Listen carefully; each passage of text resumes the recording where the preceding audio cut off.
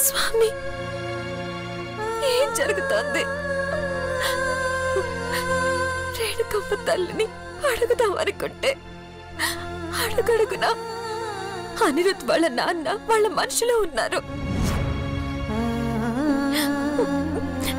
అగ్నిగుండంలో పడి కాలిన చీర మళ్ళీ మామూలైతే ఎవరి మీద పడుతుందో వాళ్ళకి నాగమణి సొంతమవుతుందని కులగురువు గారు చెప్పారు.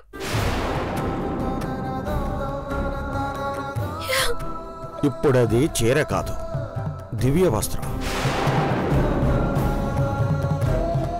అది నీ మీద పడకుండా అడ్డుపడ్డారు కదూ? అడ్డుపడలేదు స్వామి, అడ్డంగా నిల్చున్నాడు అనిరుద్.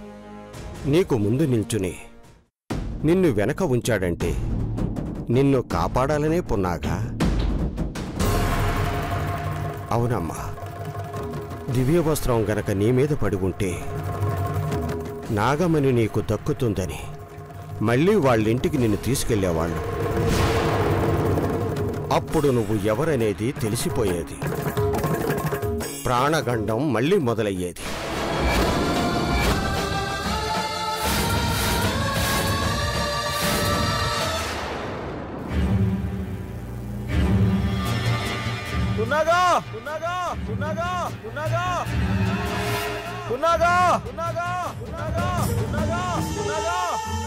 చచ్చిన పాము ఆట వస్తువు అవుతుంది. ఆ పున్నాగ చచ్చిందన్నా అనిరుద్ వినడం లేదు. అంటే నా కూతురి భవిష్యత్తుతో ఆడుకుంటున్నాడు. అసలది చచ్చిందా లేదా? దివ్య దృష్టిన్న నాగసాధుని అడిగి తెలుసుకుంటాను. చీకటి పడేలోపు గుడిసెకు చేరుకో తల్లి.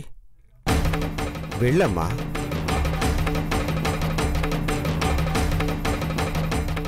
ఆయుష్మాన్ భవ.